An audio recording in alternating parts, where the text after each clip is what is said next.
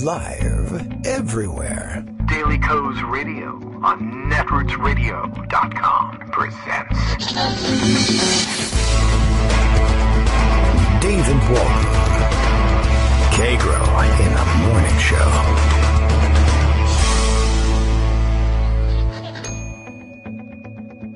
Now, here's David Waldman. Hey, good morning, everybody. How you doing? Wednesday, April 4th, 2018. I think maybe a good idea would be to move the microphone close to where I am, and then we can start the daily episode of the Kagro in the Morning Show. Welcome, everybody. Daily Co's Radio is live now. Don't you find it suspicious that Kagro X and David Waldman are always in the same room together? What's up with that? Good question. Well posed. Thank you, Bill, for starting us off with a morning tweet each day. Gives me something to say when I get to the microphone and realize, what? I don't have any. All right. Well, there's plenty of news. We won't be catching up on any of that, of course, until Greg Dworkin and Joan McCarter show up to tell us what that stuff is. I only watch what's happening on Twitter, and we know that's fake news. So watching, let's see, the president is tweeting this morning. I'm trying to pay less attention directly to what he tweets and more attention, this was usually the case anyway, more attention to what people are saying and laughing about what the president has to say. Not that much to laugh about. Again, we are under the cloud of another public, not quite mass shooting. I think, if I didn't even catch up on the reports. That is how jaded I think we are, or perhaps maybe just me, but I think a lot of you probably also out there feeling the same way. Oh, another large scale or scary sounding public shooting. I don't know how many. I don't know what the injuries amounted to. I only know this. I kind of tuned out as soon as I heard them say, oh, well, the shooter was a woman. That was interesting. And then when they said wearing a headscarf, I said, I don't think I want to be around for Donald Trump's reaction to this. And he kept it more or less under his hair hat or whatever that thing is on his head and didn't go wild the way I expected. I figured as soon as he heard that there might have been a headscarf involved, that was going to be it. He was going to be off and running with the anti-Muslim tweets, and I don't even think that actually happened. So I'm pleased to be able to say that I don't even know that he did that. I don't know whether he did do it. I'd be even more pleased to be able to report later on, no, he didn't do that. But I think I would have seen it by now had that gone on. However, I did see, I thought, a very interesting approach to dealing with his tweets. I think someone ought to create a bot to do just this. I know there's a bot out there that turns each of his tweets into the format of a White House formal press statement and puts it on White House letterhead and everything. And I think that's an interesting idea. But maybe an even more interesting approach is the one taken here by the New York Daily News. I retweeted it this morning, and I'm not really sure what motivated them to do this, but they took his tweet from yesterday wherein he said, I am right about Amazon costing the United States Post Office massive amounts of money for being their delivery boy. You remember the rest of it, perhaps. Amazon should pay the costs plus and have them borne, which he misspelled, by the American taxpayer. And not have them borne by the American taxpayer, of course. Many billions of dollars, yada, yada. I mean, it was all just garbage. And that was they don't have a clue, or do they? And we got to play our dramatic music because of that. New York Daily News, I guess, took it on in a article. It didn't attack his positions quite the way this tweet does. I mean, they analyzed them and said, yeah, he's wrong. And of course, it's somewhat humorous all by itself that the president is wrong about a tweet that starts, I am right. But what they did here was they just mixed capital and lowercase letters in here the way online folks sometimes do when they're making fun of either idiots online or people like the president who, I don't know whether it's he just capitalizes random things or just that's sort of internet meme speak for dummies that don't know what they're talking about, generally speaking. And then they attached a goofy SpongeBob SquarePants picture, which is in itself a bit of a meme, it turns out. Of just, he's looking rather dopey. I don't know what the origin of it is. But I think that you should treat all of his tweets that way, that he's just this rambling dope, because that's basically it. I don't know why anybody thinks he has any strategic plan beyond screaming about what rambling dopes scream about. Greg Sargent has been trying valiantly to turn it into diabolical plans whenever he can, and I can appreciate his approach to it. He wants to make sure that we're not caught unawares on issues of tremendous importance like the immigration issue. I noticed the other day when Trump was tweeting about, he was basically tweeting nonsense about DACA and displaying for all of us once again that he doesn't really actually have a serious grasp of what DACA is and what it isn't. It's just a synonym for permissive immigration in his view, and so he uses it interchangeably with what a normal person might say, overly permissive immigration standards. But instead, Greg Sargent spent an awful lot of time trying to turn it into a very clear strategic warning that he, in fact, meant to change asylum-seeking rules. And I don't know that it really is that. Now, it may be that the people working for him in the White House, Stephen Miller and those types of people, really do have such ideas or such plans. I don't know that he was trying to reflect those in that, but so Greg Sargent is right. Greg Dworkin is never right, because Armando would have a fit if I said that, right, Greg? So can't have that. But Greg Sargent, I think he's throwing all the right warning signs up. I don't necessarily believe that he believes that Donald Trump is the mastermind of all this.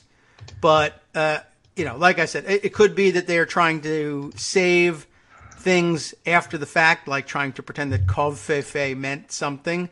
Or it could be that all along Stephen Miller always intended to try to change the asylum rules. He may have planted that bug in Trump's ear. He may not have. Trump may have not been listening at all, or he just flubbed the whole thing. And Stephen Miller will say, all right, well, I would have rolled this out whether Greg Sargent recognized it or not. So we'll see. I wouldn't ascribe much in the way of motives to Donald Trump and his brain, but Greg Sargent is right that there are manipulative bastards in the White House who will. So, okay. That's the morning lecture for you and what's going on Twitter. There's a lot more, of course, some of which is actually qualified as news. Greg has collected them and is sending them along so that I can read them too. Thank you. Well, that's always fun. Yeah. I'll actually a little bit later in my segment have an Armando is right a thing to post. Oh, that's wrong. But I'll keep him hanging about that. Okay. One of my favorite bots is the one that has Trump at signing ceremonies actually drawing things. Trump draws. And that's fantastic. I agree with you. It would be nice to have a bot that takes all his tweets and puts it in upper and lowercase letters. But maybe even better would be to post it in a way that each letter is like copied or cut from a newspaper and pasted, like an old hostage note, so that they don't know what your handwriting is. They don't let Trump use scissors. Yeah. But, those are always fun, right? You get a bunch of newspapers and you spend hours cutting out the individual letters and pasting it onto a piece of paper as a ransom note. And then you stick it in an envelope with a return address and then wonder how come the FBI found out who you were. I cut out all the letters, even the ones in the return address. That's very dumb. So I don't get it. How did they trace it back to me? Maybe it was Peter Navarro. Mm. All right. And the other thing they could do is they could post all Trump's tweets basically in handwritten crayon. That would work too. Yeah, I mean there are a lot of great approaches. They're all childlike. I mean, not childish. They're childlike. There's something about the picture, of course. I'm a sucker for the imagery, and the dopey looking SpongeBob SquarePants, I think, adds a lot to it too. So put that in with the crayon. Mm.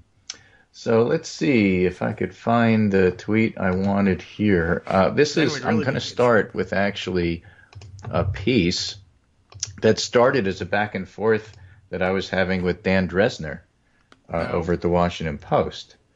We're talking about who the worst cabinet members were. That's tough. And we've had this discussion on the radio. Yeah. And I suggested that what you really need is a bracket like the NCAA's, because there were just so many of them. And you really have to, who's the number one seed and that kind of thing. So he did it. Oh, okay. And I just that my last one in that long list that I just sent you, the worst member of Trump's cabinet, bracketology, and he breaks them down by giving them seeds. His number one seed, of course, is Scott Pruitt. He's definitely improved his standing recently. Yeah, yes. I mean, I think that he's gotten Trump's ire because a lot of bad stories about him, basically in the back pocket of lobbyists, and Trump hates stories about cabinet members at all because he likes to have the spotlight to himself, and he especially hates stories that make them look bad. Yes. Well, that's how you win the conference tournament, but okay. Because that makes him look bad. Yes. So he really gets annoyed at that. So right now, Scott Pruitt is a combination of what he does and how he looks. And the fact that taxpayers had to pay $90,000 during a period in June when EPA Chief Scott Pruitt traveled first class from Washington to New York and to Cincinnati and to Rome with his aides flying coach. Pruitt traveled from Cincinnati to New York on a military plane at a cost of $36,000 to catch his first-class flight to Rome. Oh, okay. What's the problem? And then, of course, right. Renewed White House frustration with Pruitt over his unique housing arrangements. The source of the frustration stems from the fact that White House officials began learning about the issue from media reports, not Pruitt. Yeah. So that gives him a commanding top seed. Very nice. Dresner says. A first-round bye, even. Well, that's because Tillerson was fired. Oh, I see.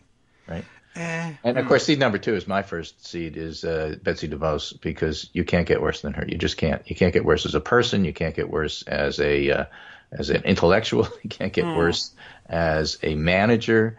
You can't get worse as a policymaker. And you can't get worse as a media consultant. Okay. That is all bad. It's amazing what money will do for you. Yeah. The other seeds he has, number 3 is Ben Carson. Number 4 is Steve Mnuchin. Although I guess his wife should get an honorable mention because part of the reason he's bad is she's bad. Seed number 5, Secretary of the Interior Ryan Zinke. I mean, she's a Bond villain. That's why, Seed 6 is Wilbur Ross, who I will highlight today. He may move up in the rankings. Oh, nice. Because basically Wilbur Ross says, is a tweet from Zero Hedge. Commerce Secretary Ross says U.S. won't lose if it gets to trade war. China Vice Commerce Minister said, well, if the U.S. wants to keep fighting, China will hold on to the last. And while he's saying this, Dow Jones futures are down more than 500 points after fears of a trade war. So that wasn't really, really good. And interestingly, a new report, Greg Sargent tweets, shows that the majority of jobs in industries targeted by China's retaliatory tariffs are concentrated in counties carried by Trump. So China is specifically aiming at Trump country. Oh. Especially with foodstuffs. Who's doing their targeting? Cambridge Analytica, obviously, doing their targeting for them. It's interesting that they've been able to pinpoint it that way. Well, there's things you could do, right? Yeah, you can do Harleys if you want to hit Scott Walker. Yeah. I mean, it's not terribly difficult to do, and I'm sure that there's some bleed over into other counties and whatever. But what else would make sense for the Chinese to do here? They're going to take it out. If they're going to retaliate, they might as well retaliate in a way calculated to get Trump's attention. It doesn't make any sense to say, well, that's it for buggy whips. Right. So this piece, the Brookings data constitute a granular geographic look at what Trump's trade war with China might mean.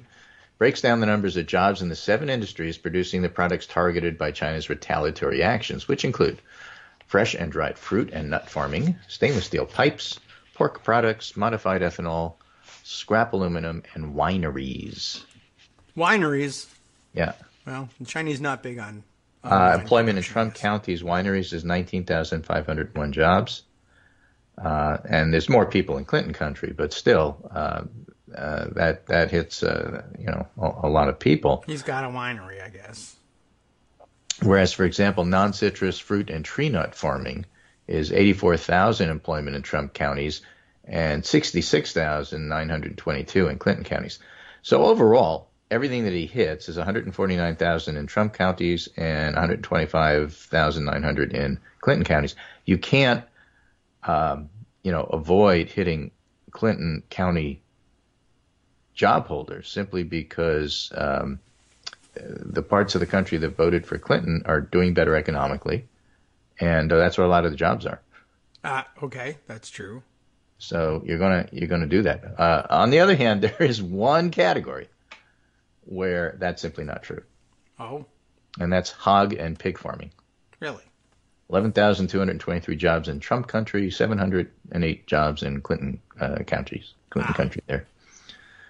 The technical term is Clinton County, but it's really Clinton country. Yeah. I guess so. That's hog farming is that's pretty rural. Yeah, I know. So they interviewed a hog and a pig farmer who basically said, well, I don't know, there's a lot of people, jobs here that depend on hogs and pigs, and this keeps going. I'm going to have to reconsider my vote for Trump. Okay. And have to reconsider it. Yeah. Well, you think about that for a while. The Chinese would be wise to say, I don't think they can't do it, but they might as well threaten it because the president might believe it. But they should say, well, for instance, we're targeting wineries, and that might be a close call as between Clinton country and Trump country, but we're only going to ban Trump country wines, and only, or we're going to concentrate on that. We're going to raise tariffs on things that we find were produced in states that Trump carried or counties that Trump carried. And it doesn't matter that it would be difficult or possibly impossible to do it. The president would fly into a rage hearing it. So, well, the very fact that there are headlines saying that it's going to hurt Trump voters is really that might be enough, helpful.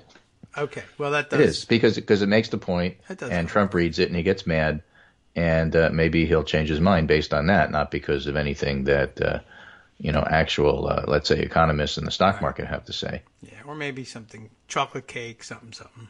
Yeah, something to distract them. So let's segue over to elections and how this stuff. Let's take a look at our friend, the hog and pig farmer, and let's see how those votes are going. Hello. So Charlie Cook has a really interesting piece, Off to the Races. It's in National Journal, and right now, for another week or so, you can get behind the paywall for free and see it. Oh. And it says, how to handicap the race for the Senate. I like Charlie Cook. I've always liked Charlie Cook. I think he's a smart guy. He doesn't, as they like to say, as Stormy Daniels' lawyer likes to say, he doesn't get ahead of his skis. How to handicap the race for the Senate. The climate favors Democrats and the map favors Republicans. But a split result is unlikely. Basically, what he does is point out all the evidence that says that in close races, and there seems to be a lot of them for those two reasons, you have the blue wave and the Republican seawall, as he likes to call them, just because the map favors Republicans. People like Claire McCaskill running for election, people like Joe Donnelly running for election, re-election there for the Democrats, putting their seats in jeopardy. So the politics of the individual states favors Republicans, but the climate favors Democrats. So it's basically a wash.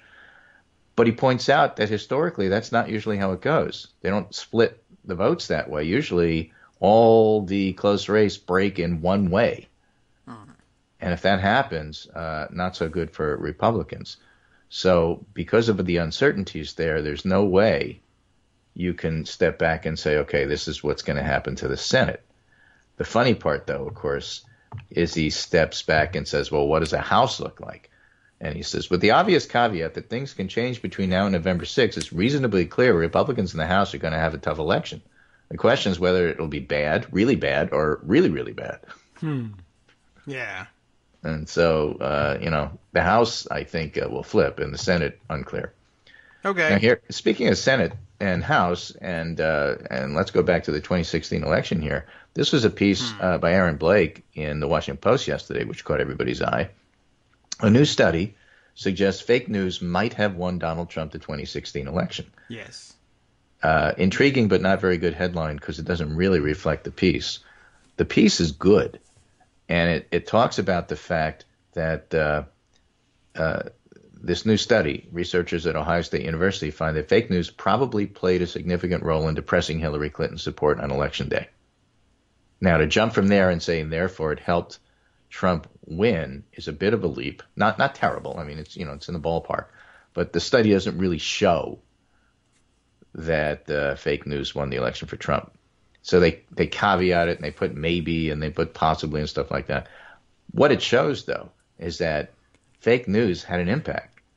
And the study, which has not been peer-reviewed, but which may be the first look at how fake news affected voter choices, suggested about 4% of Barack Obama's 2012 supporters were dissuaded from voting for Clinton in 2016 by belief in fake news stories. And here are the specific stories that they're talking about. That she was in very poor health due to serious illness. Oh, yes, pneumonia. That Pope Francis endorsed Trump. I didn't even remember that was faked. Okay. And Clinton approved weapons sales to Islamic jihadists, including ISIS. Okay. Those are subtle stories that aren't easily disproven, except for the Pope Francis one. And the Pope Francis one didn't have the biggest impact. Okay. Well, the biggest impact was Clinton approved weapons sales to Islamic jihadists. Yeah, people probably would believe that. I don't know why, but because they hate Hillary Clinton, or they just think that the United States frequently screws up and sells weapons to the wrong people. Because we do. So about 45 people, 45%, 45 people. Yeah. So it didn't have that big an impact. 45% of Obama voters who voted for Clinton. Obama voters who voted for Clinton. Okay. 89% didn't believe any of the three fake news stories, but 45% believe at least one of the three. Well, that's not good. Okay. Because they're all kind of dumb. So they paid attention. Even people who voted for Clinton paid attention. Now, this alone doesn't prove fake news made a difference. But the research sought to control for other factors such as gender, race, age, education, political leaning, and personal feelings about Clinton and Trump using multiple regression analysis. And according to the researchers, all the factors combined to explain about 38% of the defection of Obama voters from Clinton. But belief in fake news, on top of that, added an additional 11%. All right. And the point is that if you're talking about switches of 2.5%, 3%, yes, and people look at that and say, oh, that's not a big number. Well, since each of the three big states, Wisconsin, Pennsylvania, and Michigan, was won by less than 1%, then, yeah, it had an impact. Yep. So they write, you can't prove that belief in fake news caused the former Obama voters to defect from the Democratic candidate, but the data strongly suggests that exposure to fake news did have a significant impact on voting decisions. And that seems like a pretty solid conclusion based on the numbers. Yes. Good job, Electoral College. Okay. So, yeah, but the thing is, did it have an effect? Sure. And what about Comey? Did that have an effect? Sure. The margin of winning for Trump was so small in those three states that it all mattered. Yeah, I would agree. Right. And I did note that I guess this is the first study of its kind. It hasn't been peer reviewed at this point. Don't know whether that was really going to make any serious difference to the facts. For the academics, they like to see stuff peer reviewed before they like to see it in print. But you know what? It's all behind a paywall, so you can't read it when that happens. So good for them for putting it out. Okay. Well, now you can read it and try and replicate the results if you are that kind of person. Right. Now here's the Armando is right part. Okay. So Ariel Edwards Levy, who studies and comments on polling at Huffington Post, has a piece that she's highlighting that was published yesterday. Americans don't really care about Trump's Great Wall, but his base does. Okay. Okay? Yes. Fully 65% of those who voted for Trump in 2016 said the president was likely to accomplish his promise to build a wall. And those are the people, and Ann Coulter is only the tip of the spear there, who got upset that in the omnibus the money wasn't there. Okay. It is precisely those loyal supporters whom Trump may be on the verge of alienating by failing to get funding for the wall in the spending bill he signed late last month. He lied to us all, he betrayed us, said William Geen, G-H-E-E-N, head of the hardline group Americans for Legal Immigration. He jumped into the D.C. swamp like it was a Mar-a-Lago hot tub. He's not wrong. Right. And Mark Krikorian of the similarly hardline Center for Immigration Studies also unhappy. So a Republican advisor close to the White House thought what he's doing is embarrassingly stupid.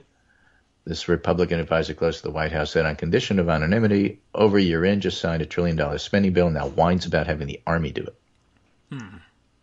Okay. The Mexican Army? Yeah, well, hard to know. Now, the interesting thing that if you pull out information from YouGov polling that is also done by Huffington Post, Ariel Edwards-Levy has some really interesting things. Do you feel like you made the right choice in the 2016 presidential election, or do you regret your vote? Yes, I do. Okay. Me no. For those who voted for Hillary Clinton, 3% regret their vote. Okay. For those who voted for Donald Trump, yes, 3% really regret their vote. Are you sure? Should we go to some bars? Well, let's just talk to the 3% of Clinton voters. Okay. Right. Tell me about your regrets. 23% of non-voters regret not voting. Oh, that's something. So if you're looking for a pool of people to go talk to, it's them. They're the bigger pool. Yes. Do they have bars? So if somebody like Armando says, stop talking about trying to convince Trump voters that they were wrong, or that they made a mistake, or that they have regrets, go talk to the non-voters and, do that. That'd be fun. Yeah, right. There's nothing wrong with that.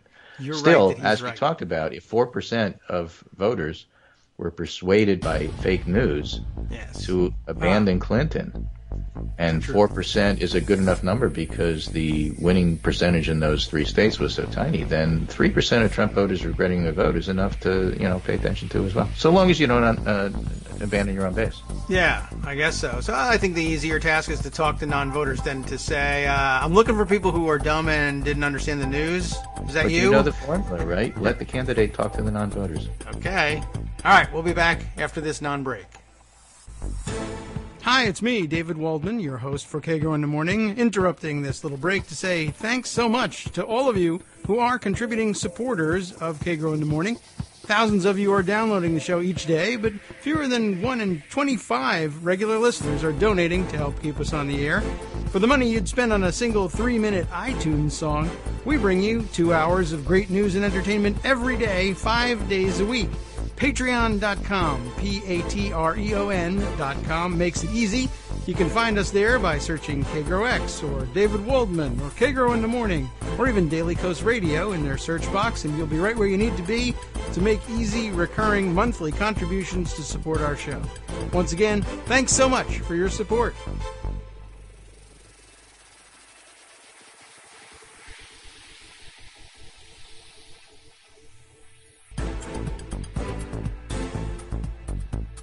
Welcome back now to the Kagro in the Morning Show here on Netroots Radio. It is I, your host, David Waldman, here still with Greg Dworkin, still wrapping up the news. And do you have any fake news today? I don't do fake news. Okay. Oh, not ever? Even on Wednesday? No, not even on Wednesday. All right, then. Just, fine. There's just so much really time happened. in the day. I don't have time for fake news. Oh, well, so, that's true. We don't listen, have time for here's some real news. Democrats score a big win in Wisconsin Supreme Court race. It wasn't even close. Again, a piece from the Huffington Post, Amanda Turkle. By the way, to finish up the segment right after the break, we were just finishing up there. Okay. And the whole idea is when you are a candidate running for Congress, what you're supposed to do is you're supposed to talk to independents. You're supposed to talk to people who haven't decided yet. You have to talk to people who haven't voted, who maybe you can convince to vote. What the base should not do is put the candidate in such a rigid box that they're not free to do that. The base should talk to the base. The base should activate the base. The base should talk to themselves, to ourselves, about how to motivate. And our base should go out of their way not to particularly pick a fight with the other base unless it's central to the campaign. I mean, if you're talking about, for example, one of those bathroom bills, let's say in North Carolina, right? Mm-hmm. The smarter way to take it on is to say, this is really bad for business. Let's talk to the business people, rather than saying this is morally wrong, which it is, and that it's disgraceful and disgusting that people treat other human beings like that, which it is. But that's just igniting a culture war You don't need to do that. Just talk about how it's bad for business. I get what you're saying, but it's bad for business, and no. And no is no, and so get people to vote for your candidate, and there's nothing wrong with doing that. It's not abandoning BT people to take that approach. In fact, if it's a winning argument, depending upon where you are geographically, it's the smart thing to do. Just go ahead and do it. Yes, not every issue will set up that way. Not every issue is set up that way. Not every part of the country needs to be handled that way. True. But if you're in Alabama or if you're in Pennsylvania 18, be smart. Leave. Oh, I see what you mean. Stay there and fight is what I mean. Stay there and fight. What did I say? So, Democrats score a big win in Wisconsin Supreme Court race. It wasn't even close. Great. Milwaukee County Circuit Judge Rebecca Dallett won a seat on the Wisconsin Supreme Court Tuesday. Victory for Democrats. It gives more momentum for a potential blue wave in the November midterm elections. State Supreme Court races rarely merit national attention. The Wisconsin election, which gives justices a 10-year term, was officially nonpartisan, but was crystal clear where the partisan lines formed. It's the first time in more than a decade that a liberal candidate won an open Supreme Court seat in the state, and she was winning by double digits when the race was officially called in her favor. All right.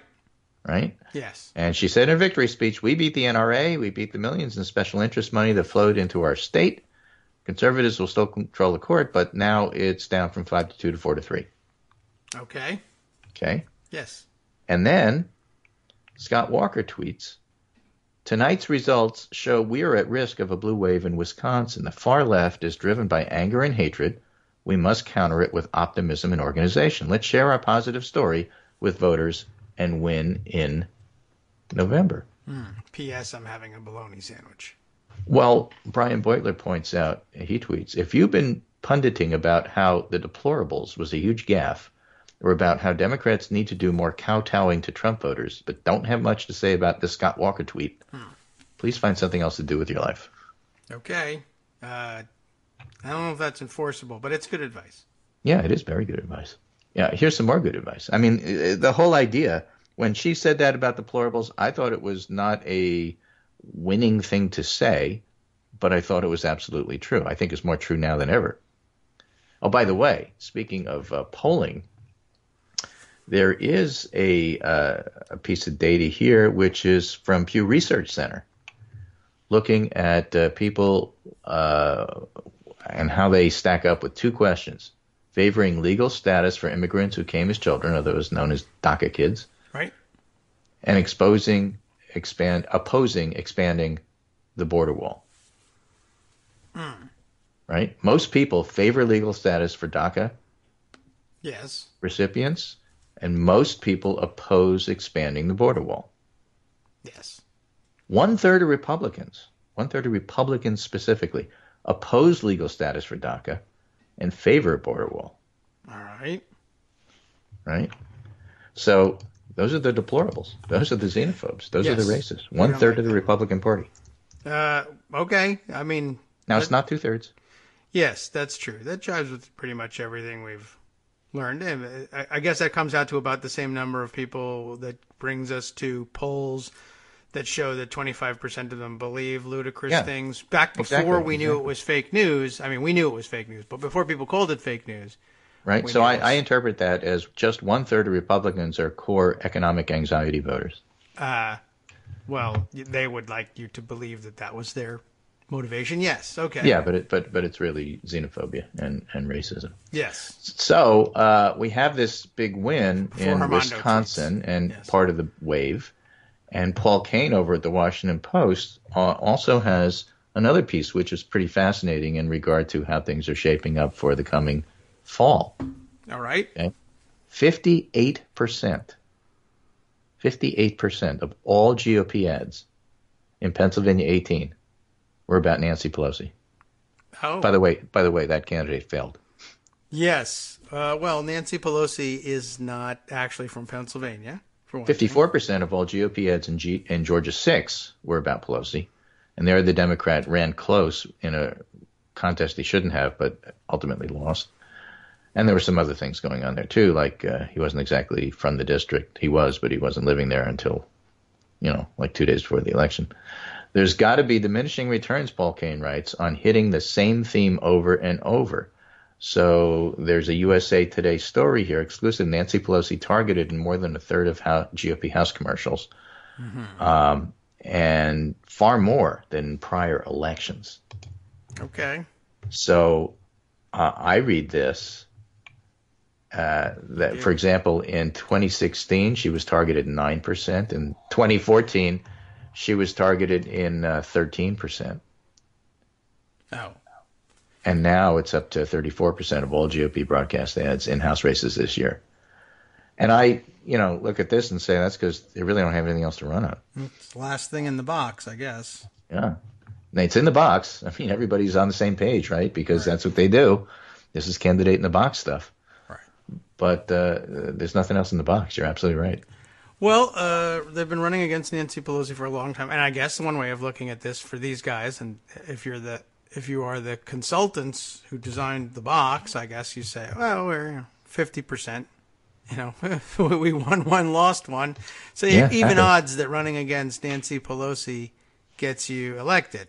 It's not, but okay.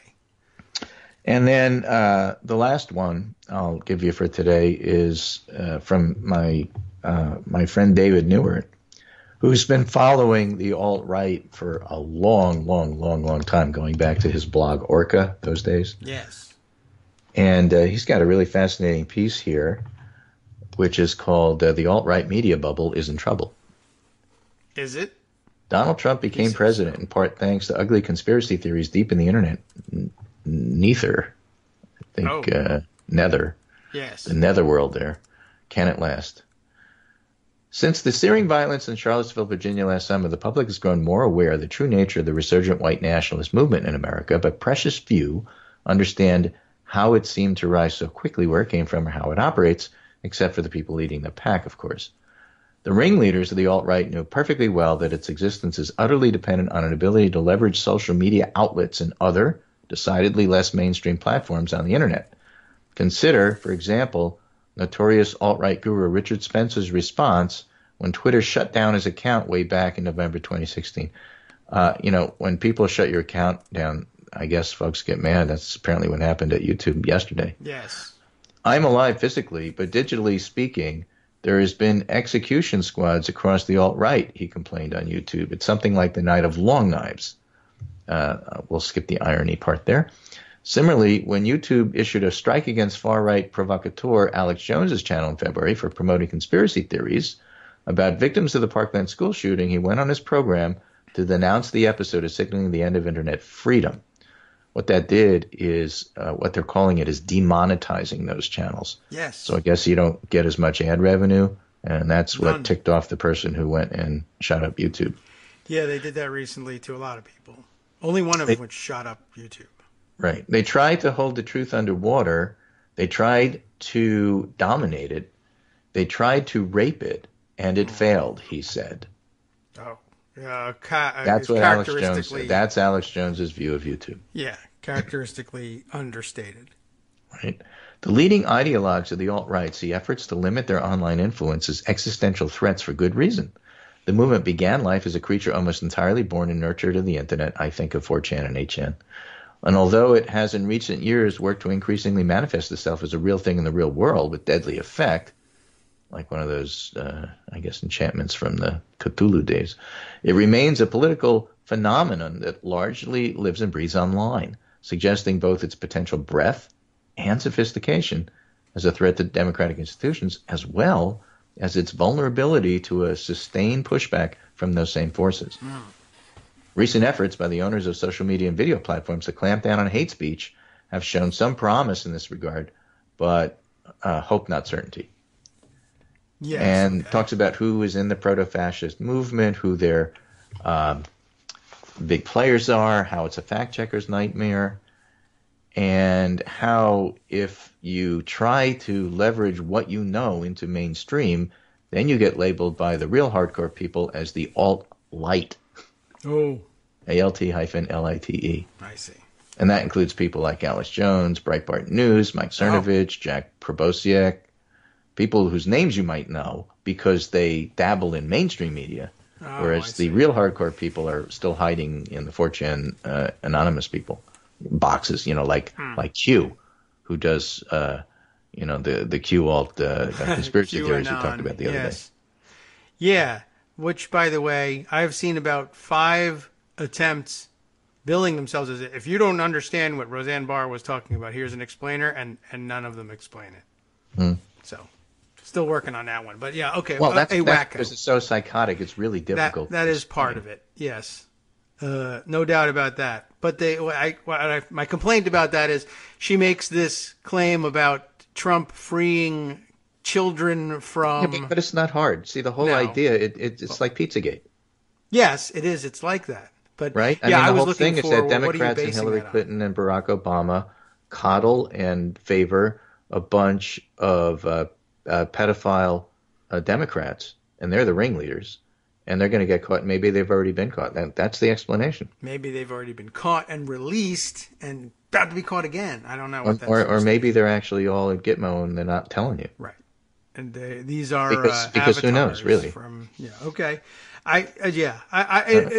Insofar as the explainer is, I mean, they're and crazy. Don't look for anything deeper than that, because that's what it is. Well, usually there's something like some seed of truth somewhere that just gets grabbed and run with in the wrong direction for an enormous amount of time. And for instance, someone got arrested for something, and then they turned that into this and then into that, and that person used to rent a house from somebody else, and that's how the conspiracy gets built. But all the explainers said they showed that one tweet from Roseanne, and then they told us about other crazy things that QAnon has done, and not that one. But maybe that one. Although then, just write the article. It says no one can find any crumb to attach. But you have to step back and remember that with monikers like Crooked Hillary. Yes, cheating Obama now. That. Whatever Trump does himself, he turns around and projects on other people. That's true. But write an article about that. So you have Roy Moore, right, who was a pedophile, yes, running. He is a pedophile, but he was a pedophile running. Some say Donald Trump himself. And he had his issues with the beauty contestants, did he not? And let's not even talk about his references to his daughter. Right, except insofar as I want to talk about them. But the point there is, so then you turn around and whatever those things are, you project that on everybody else, and that's where that stuff comes from. Yes. How can Democrats be pedophile? Because these particular Republicans are, and so therefore it must be you because it's not us. I mean, I suppose that's a possibility. That would make a great article, too. It just wasn't in those. But that's a fine explanation. How could they not be pedophiles? I'm one. Why aren't you? And I know better. And in fact, not to say that all Republicans are pedophiles, but the whole conservative mindset of, we don't trust you at all. Of course, we're going to game the system by voter ID stuff, because like everybody does that. Right. We do that. Don't you do that? Of course you do that. Everybody does that. So we're going to do that. Yeah. And it's that kind of convincing themselves that, you know what? Everybody doesn't do that. And no, it's not right. And being right or not, being correct, being morally, okay, that actually is part of the picture. Nobody thinks that way. Well, that's because you guys don't think that way. You're in the business of not thinking that way. And yeah, you get paid to not think that way. Right. Yeah, it's got nothing to do with everybody else. Let's, keep this in perspective here. But this whole idea of projection and turning around and, and putting your issues on everybody else is such a big part. And of course, that leads to the old favorite whataboutism. Yeah, that's a good one. What are we whatabouting today? Yeah, what are you talking about? What about that other thing that happened that has nothing to do with it that I'll just use to deflect the topic? I mean, so how a QAnon conspiracy can come about, I think, is fairly straightforward. Yes. People are crazy. Well, yeah, but that's such a short article. I know. It's a tweet. It's not even an article. Anyway, so Dave Newart points out that there's really bad stuff out there. It's good to pay attention. And they are actually worried a little bit about monetizing what they do, spreading the word. There's only so much one can do with anonymous back channels, in the basement of 4chan if nobody knows about them. But once you make it mainstream and then you start to say, okay, well, it's okay to do that and it's okay to be that, that's where they start spreading wider and wider. And if you take that away, then it is limiting. That doesn't mean that they're going to go away. They never go away. And Dave Newart is right to say it's not a certainty that this is, the end of it. But, there's certainly hope that it can be lessened. I won't say contained because you never contain this stuff.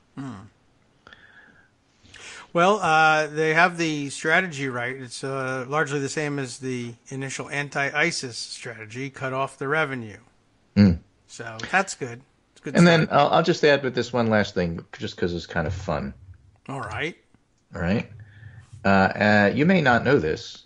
Good. Maybe you do because you live in Virginia. I didn't know it because I live in Connecticut. But this is Confederate Heritage Month. I found that out. It's not something I wake up and think about, but I did see people tweeting about that. Well, so a fellow who posts on Twitter as Angry Staff Officer decided to honor Confederate Heritage Month in a very interesting way. This, I think, is what I've been seeing. And so what they've been doing is highlighting the Southern generals, that is to say, born in the South, or raised in the South. Right. And for Confederate Heritage Month, they decided to honor the people whose strategy eventually won the war and who kept their oath to their country by siding with the North. Yeah. And there's a lot of them. And some of them are famous. Yes. And those who were already commissioned officers in the Army had a pretty good basis for doing that. I've taken an oath to do this. Now, Several people said, I will now renounce that oath and join with the separatists. But, there were still plenty of people who were Southern born but were loyal to unionism, so to speak. And let's start. Let's start with our Virginia friends. That's Southern heritage, rather. I should say. It is, but this is for all my Virginia friends that I know and love.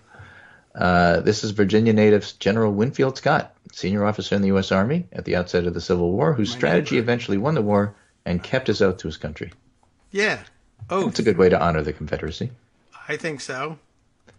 Then there's Alabama brothers David and William Birney. David would rise to division and corps command. William commanded black troops in combat, and both rose to the rank of major general and managed to be true to their country. And by the way, both of them seem to have world-class beards. Oh, yeah, that was a thing. That was a thing then. Yes. Then there was Solomon Meredith, born in North Carolina, later moved to Indiana, who would eventually command the Iron Brigade, the only all-Western brigade in the Army of the Potomac, toughest fighters in the Army. And were they not involved at Gettysburg? I think they were part of stopping Pickett's charge. Okay, I'll buy that. What was the name of the unit again? What was that? What was the name of the unit? The Iron Brigade. Iron Brigade. Well, it certainly sounds like it. Sounds By tough, God, right? I would have put them at Gettysburg if I had the chance. Anyway. Then there's George and Montgomery Meigs, West Pointer, engineer, served with Robert E. Lee, but at secession stayed true to the U.S., became the chief logistician of the U.S., and established the U.S. National Cemetery in Lee's backyard. Oh, yes, that was a great idea. That was a good it a idea. backyard? I thought it was the front yard. Can't tell. It's an amazing place to visit, yes. Arlington, including the house, which is now a museum. Uh-huh. Then there's George Thomas, the Sledge of Nashville, the Rock of Chickamauga. Disowned by his family for staying true to the U.S., one of the best battlefield commanders of the war, and spend Confederate Heritage Month remembering the Southern non-traitors.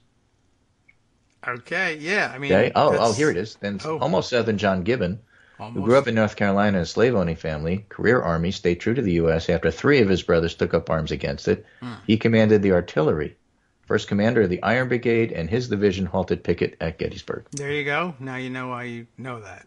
And now I know why I know that. I read that tweet. Iron stuck in my Brigade. Yep.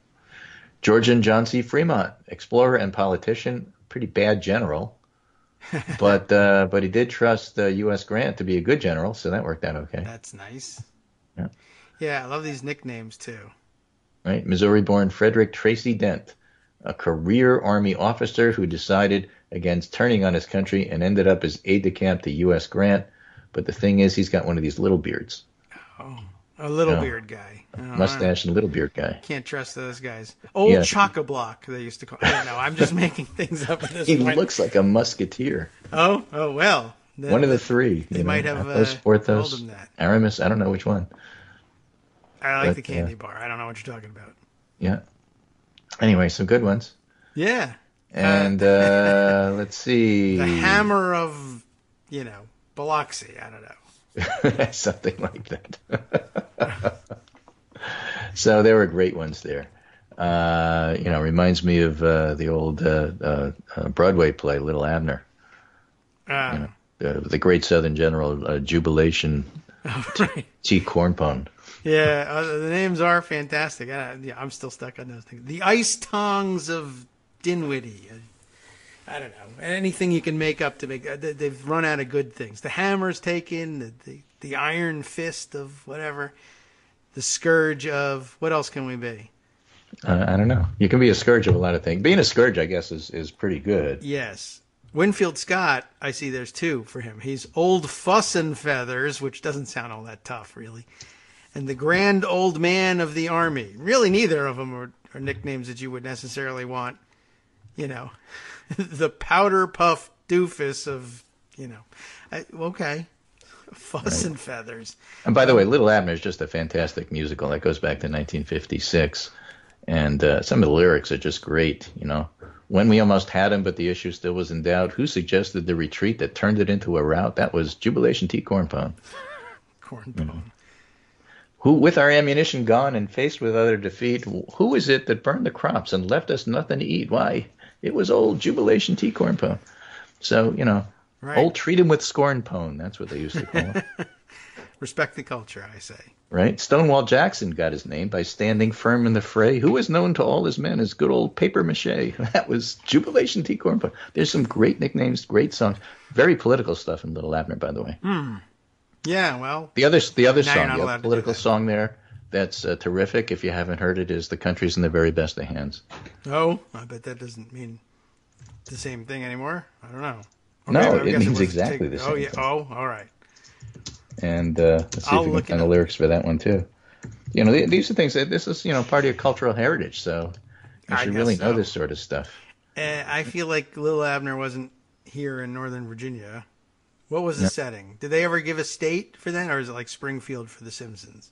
I think it was just like some small southern, I don't know where Dogpatch is exactly. They have bars? We could go find out. Dogpatch USA.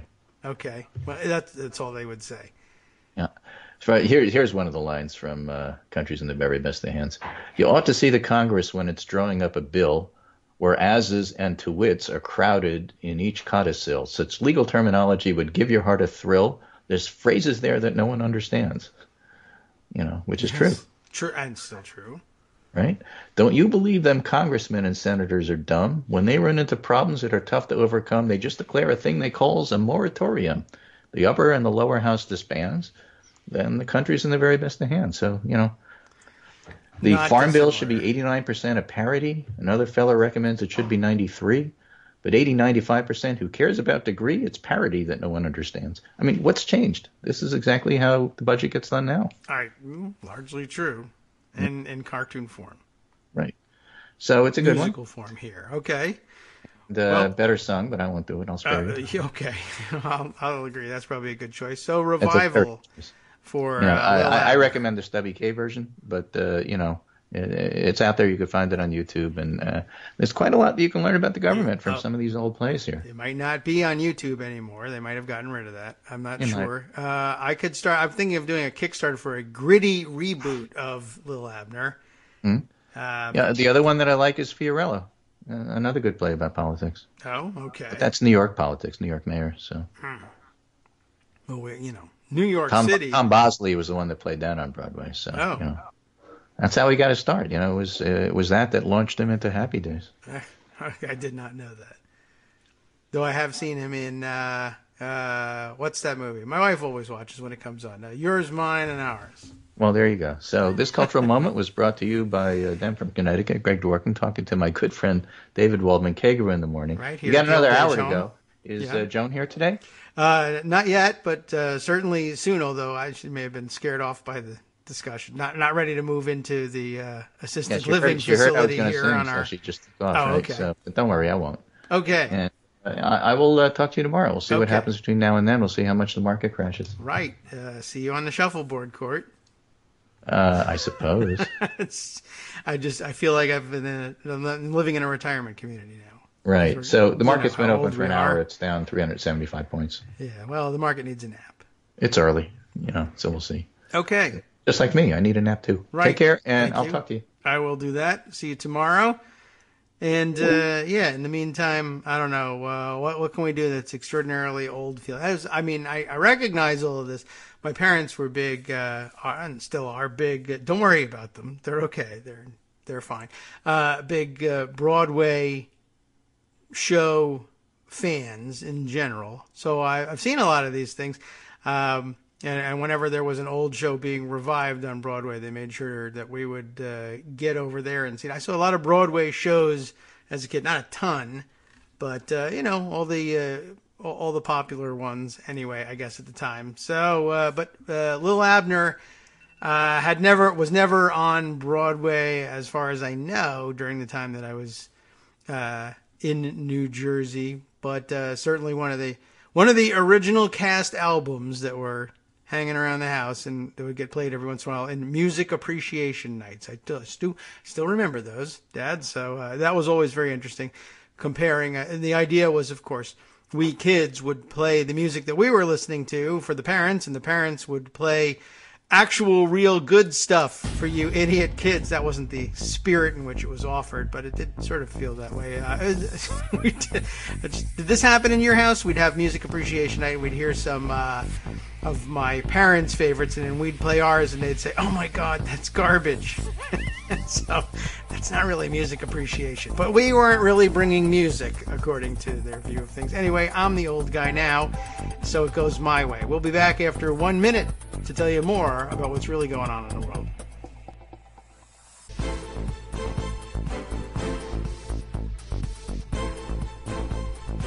Welcome back to the Kagro in the Morning Show right here on Netroots Radio. We are now, at the moment, 100% Greg Dworkin free. Not a good thing, but that's where we stand. And, of course, it is our second hour, and we look forward to hearing from Joan McCarter to bring us up to speed on all those other fun things that we've been missing. It's a great day to catch up on news of the morning, news we've missed over the past week, because it happens sometimes on Capitol Hill or around the country. And also a good time for us to reconnect with our Daily Coast front page roots by actually reviewing those things that we've been reviewing for you and will be coming up on the Daily Coast front page. We've gotten away from that for a while, and Joan reminds us of that weekly. We probably ought to just basically make it a practice to have more front page editor guests come in and give us that better daily connection to what's going on. But Twitter, well, that's one of the Twitter effects, I guess, is it's so much easier to compress into the 1 hour or so that I have to keep one eye. One eye is on the kids' lunches, the lunch boxes, and one eye is on Twitter to see what's up in the news. And in an hour, if you're keeping one eye on the front page at Daily Coast, of course, 2, 3, 4 stories will scroll by, but that's it. You have to go diving into the queue to figure out what's going to be coming up later. And, if you can read 100 stories, well, you can't really read 100, but if you read 20 stories in tweet form during that hour, you can only get through reading a couple. That's just one of the things. My attention span and reading ability has been more or less destroyed by Twitter. I would say that, why don't we just say social media has destroyed everything? And that pretty much covers it. I think that's largely true. All right. What other items have we in the day's news? I haven't even opened up Pocket yet. That Greg is basically serving as a substitute Pocket for the morning when he's on. Let's see. Here's something that caught my attention from this morning's news.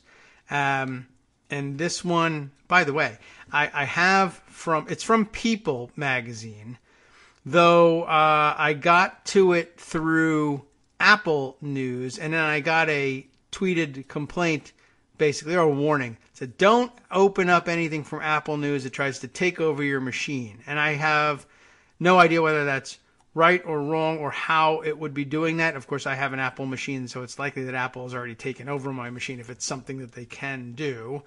And I don't know if that's a problem for PCs when they open Apple News or just everybody in general. Anyway, that's a topic for another day about these news and the online news serving type services.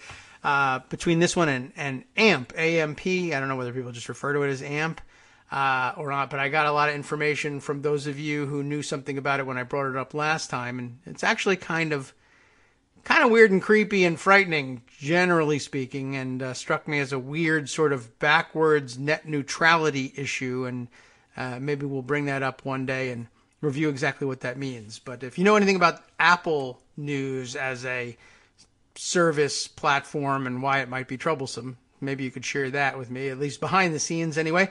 This is the story from People Politics. Not often do I go to People magazine for my politics, but it happens once in a while. This is a report by Sam Gillette in People, I guess, in a reviewing, or at least taking a look at Cecile Richards' new memoir, as they put it. I guess she's got a book out. And he picks out a particularly interesting passage here. Richards' book is entitled Make Trouble, Standing Up, Speaking Out, and Finding the Courage to Lead, out Tuesday. So I guess that's it. It's out. It's over. And you should go get it if you read books. Planned Parenthood CEO, the title of the article says, Planned Parenthood CEO, Cecile, says Jared Kushner and Ivanka Trump offered, quote, bribe to stop abortions. And that stopped me. I took a look at the story here. In a riveting passage from Cecile Richards' new memoir, the Planned Parenthood chief says Jared Kushner and Ivanka Trump were, during Donald Trump's 2016 transition as president-elect, so eager to be recognized as shrewd political deal-makers, that does sound true, that the soon-to-be first daughter and her husband made an offer that felt like a, quote, bribe, an increase in federal funding for Planned Parenthood in exchange for its agreement to stop providing abortions. And it's interesting. It struck me as, I guess you could quibble a little bit about whether or not it's a bribe or not, but that's why they've enclosed it in scare quotes. And I think all parties to this understand that. What really struck me as interesting about it was, of course, it was revealing that Jared and Ivanka would resort to something that looked and felt like a bribe to try to get their way. And of course, it was also very revealing. I think they really hit the nail on the head in the opening sentence there, that they were so eager to be recognized as shrewd political deal makers that they came up with this deal. I guess what struck me about the weirdness of this thing, I could read you a little bit about it and then we'll discuss it afterwards. Richards, in her book, says she was leery of taking the meeting at all, and this is good background. Like, why would a lot of people would probably be disappointed. Why would you sit down with Ivanka Trump? That's crazy. Certainly in hindsight, it is crazy. Even at the time, people would have recognized it as something you should not be doing, but I like the explanation of the thinking here, at the very least. She says she was leery of taking the meeting in January of 2017, but after the defeat of Planned Parenthood's champion, Hillary Clinton, she was open to finding possible new allies in the president-elect's more moderate-leaning daughter and son-in-law. They, it turns out, were not that, but that was the big story at the time, and I think she puts it in the right terms. Look, I'll explore and find out. Is that really the case? If it is, great. If it's not, then I don't make a deal. Fair enough, right? The organization, after all, was a favorite target of Trump and the GOP. Shortly after the election, Speaker of the House Paul Ryan announced his intentions to defund Planned Parenthood and get rid of Obamacare.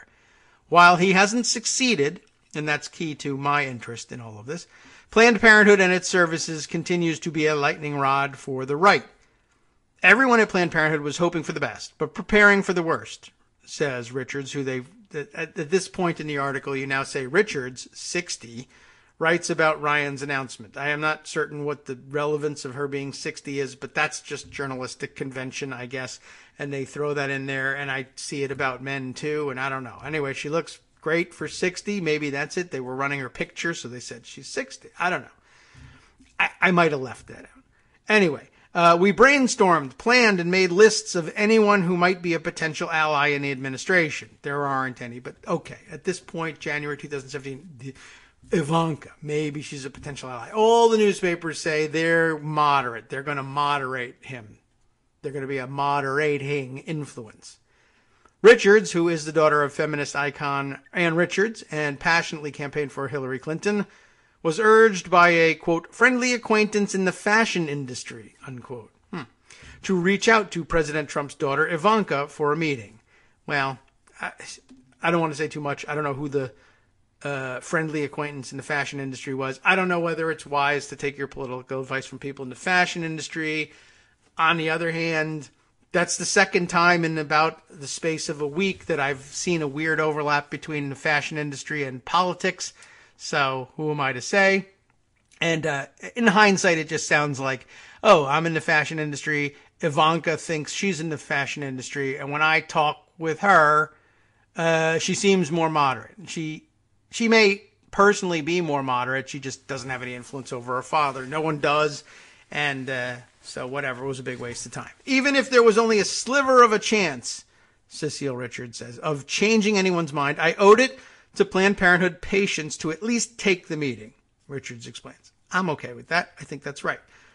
While she was confident about her talking points, she writes that she begged her husband, quotes, begged, her husband, Kirk Adams, to join her after she learned that Ivanka Trump's husband, Jared Kushner, would also be in attendance.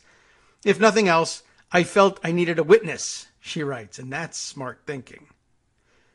Once in the clubhouse, and I guess they must have met at the clubhouse of the Bedminster Golf Club where he was taking all his transition meetings, the couples chatted about their families before getting down to business. This is where it gets interesting. According to a statement from Planned Parenthood given to Time.com, the purpose of the meeting, quote, was to make sure that Ivanka Trump fully understood the important role Planned Parenthood plays in providing health care to millions of people and why it would be a disastrous idea to block people from accessing care at Planned Parenthood. After Richards explained this, she writes that Kushner told her Planned Parenthood, quote, had made a big mistake by becoming, quote, political, unquote. There's a quote inside a quote, but I don't know whether he's air quoting political with his fingers or not when he says that. So right off the bat, you're like, oh, especially in hindsight, I got to hear about the special understanding of politics that Jared Kushner has. And of course, you made a big mistake. Sure, right. You're the genius that knows what's a big political mistake and isn't. But in January, we didn't know that for sure yet. Not every one of us did. Anyway. And then, of course, the idea, well, you made a big mistake. What was the big mistake? You became political. Well, it really always was political. And there was a time once when I guess Planned Parenthood was considered apolitical, but that was, I don't know. I mean, you know how people say things when they're leaving their party, particularly Republicans. I didn't leave the Republican Party. The Republican Party left me, or whatever party it is. But, yeah, it wasn't really Planned Parenthood that became political so much as it was politicized by others. I mean, an entire party said it's no longer in our interest for whatever reason, you know, as a party. We've decided politically, on political basis, we're no longer in favor of letting women control their reproductive lives. And it used to be, there was a time that even among Republicans, well, one, there were moderate Republicans and there were fiscal conservatives and social liberals, and all of those are pretty much extinct in the Republican Party now. But that was, you know, it was generally an understanding, like, you know, this is sort of outside the political arena, not in the sense that, I mean, abortion and the fight over it has always been political and politicized. But once it was settled that, well, for instance, once the idea of contraception became sort of settled and accepted, it was kind of like, okay, from here on in, it's sort of a private issue. Abortion, legalization of abortion sort of repoliticized it. But there was, even then, there was sort of a time where it was like, well, that's the law of the land. These are private issues, and we can fight around the margins of these things, perhaps, but we have other fish to fry, and that's what we should be paying attention to. Eventually, the Republican Party conspired to undo that and to make it a party platform plank to eliminate one of the key services provided by Planned Parenthood, and that's just going to be of necessity. But the Republicans decided that was something that they really, a hill that they were willing to die on, and they politicized it. It was, and it wasn't even a political response necessarily. It was just a self-preservation response. This is the business we're in. This is one of many services we provide that combine to allow people to plan their parenthood. That's just basic to what we do. And if you want to make it a political issue, we'll fight you, and we'll have to fight you using the political system. But this was your idea. Anyway, it goes on then to say, as Jared Kushner is explaining himself in this meeting here, the main issue, he explained, he should say he mansplained, but they didn't go that route, was abortion. Richard writes, if Planned Parenthood wanted to keep our federal funding, we would have to stop providing abortions. He described his ideal outcome. And again, by the way, so she's taking a meeting with Ivanka Trump, and Jared's coming along. But who's doing the explaining? Jared. I'll tell you about abortion, Cecile Richards, and how it's going to go. If you want to keep your federal funding, you'd have to stop providing abortions. He described his ideal outcome. Ivanka is silent, I guess. A national headline reading, and again, just like Trump, here's how I see it going. Big headline. Trump is awesome. Well, what about abortion? Oh, yeah, right. Also, Planned Parenthood discontinues abortion services. So according to the book, Kushner said that if Richards agreed to the plan, then funding could increase, but he urged them to move fast. Units are selling like hotcakes. Move fast. Again, it's a real estate deal for this guy. And, the story goes on a little bit, but I want to make room for Joan. Hi, Joan. Have you read this story or heard about it? No, and I'm fascinated. This is a new one on me. And what I thought was really fascinating about this was, one, that aspect of it, in which, again, like everything, it's a real estate deal for Jared. Things are moving fast. You got to get in on the ground floor. Here's the deal.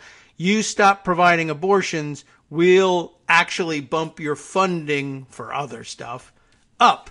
And Cecile Richards, well, basically she concludes, well, that's not a deal I can make. I can't sell out abortion for more money. What good would more money be if our, part of our core mission was taken away in exchange for this money? I understand if something becomes not available, through other means, but you can't sell it out.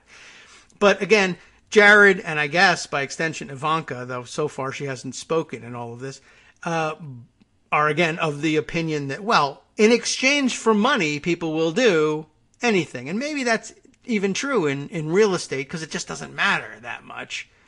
If I offer you more money for, I don't know, making your units smaller, will you do it? Yeah, I love luxury, but I'm willing to, forgo something in exchange for more. You say more money? Okay, then I'm for that. And it's not that way in politics. And then secondly, Cecile Richards comes to the conclusion pretty quickly. I think what's going on here is Jared Kushner and Ivanka Trump basically are taking the raw partisan head count of Congress. Congress is Republican. The president is Republican. He'll sign any bill they pass. There are more Republicans than Democrats. Republicans are anti-abortion. So therefore, pretty soon, if you don't act now, there's going to be a bill that eliminates funding entirely for Planned Parenthood. And it's going to pass, and it'll be on his desk, and he'll sign it. And Cecile, one, recognizes, doesn't matter. Even if I lose, I have to die in this battle. I can't sell people out on this. And two, I actually professionally have counted these votes many, many times already. I'm a repeat player in this game. I have been here before with a Republican Congress and a Republican president, and I've beaten this bill before. And I think not only can I not sell out, but I think I can beat it again. And you don't realize that because you don't know what the F you're doing. You don't know anything but the number of Republicans in Congress, and you think that's the answer. Had you played this game before, you would realize that that's not the answer, but I won't tell you that now. I'll just refuse your deal. And I guess, secondly, they had no idea that it could come out differently, that the bill wouldn't make it through. And also, I guess she could have said, if she wanted to make a big deal, maybe the rest of the article, I haven't read, maybe there's some exchange about it, but what would make them think that Cecile Richards would believe that Jared and Ivanka could get the Republican Congress to increase funding for Planned Parenthood in exchange for anything? Like, you have a deal with Jared Kushner. If you eliminate abortion services, I'll see to it that your funding is increased. You can't promise that. You have no idea, especially if you think you already have the elimination of Planned Parenthood's funding in your back pocket, given that there's a Lisa Murkowski in Congress, given that there's a Susan Collins in Congress. Not like they're super champions, but everybody who's dealt with the issue knows that's a thing. You're going to have to check with those senators. It's not a guarantee. But not for Jared Kushner. I don't know. They're ours, so I got them. They're in my pocket. Now, do you want to make a deal or not? And ultimately, the answer is no. And ultimately, we find out he has no idea how any of this works. So, for that matter, also has no idea how any of the, female reproductive system works. Very likely. But, I was sort of surprised by, I guess. Well, I don't know. I say surprised. I'm dismayed at the possibility that the country, as we know, is in the hands of people who just think no one's ever said no to me because I have command of large piles of cash, most of which isn't mine. So I'll just try and make this deal. And I guess I'm sort of surprised, and I guess I'm doubly surprised that I'm finding out about it in People magazine. But you never know. Teen Vogue has surprised us all in the last couple of months. Anyway, I thought that story was interesting and revealing and illustrative. I thought I'd share it even at the cost of the first 5 minutes of hearing from Joan. So I thought I'd tell you that story, Joan. Now we can. That's perfectly all right. I had heard just a part of the story that they had reached out to Cecile Richards early on, that she had met with Ivanka. I didn't know about Jared's role in that. Yeah. And I didn't hear the bride part of that. I knew that they had met early on. So that's interesting to hear. I think that's interesting. I'm sure that they'll dispute it. And I'm sure also Jared and Ivanka are privately appalled at this. At the word that they would ever have done such a thing. No, I didn't. We would never. But it occurs to me as I'm scanning down here. Of course they did. Yeah. Oh, yes. Well, yeah. That's all they do. Although I'm trying to scan down and I'm looking to see whether there's any point in this article where Ivanka says anything, and there isn't. Just at the very bottom, it says at the time Ivanka. This is Cecile Richards speaking. At the time, Ivanka sounded like she was sympathetic. That's it. But I will tell you that this White House has been worse for women than any administration I've seen in my lifetime. And that sounds about right. But all that comes through from Ivanka is, well, at the time, she sounded like she was sympathetic. So one of the most powerful Jewish women in history or what have you sets up the meeting, says nothing. Her husband commandeers the abortion meeting, and she sounded like she was sympathetic, but in the end, she didn't offer anything, and I have no record of what she said, and then the thing didn't happen. That is a powerful woman right there, Ivanka Trump. There you go. So, sorry. I mean, I don't mean to dismiss actual strong women, but I don't think Ivanka is one. I don't think so either. Remember the moderating influence she was supposed to have on her father? That was I think the premise of this meeting was she thought, well, at the time in January of 2017, everybody says she's going to be a moderating influence, so I guess I'll take the meeting. So, I don't know. I mean, I haven't seen much in the way of exhibits of strength from Ivanka, to be honest.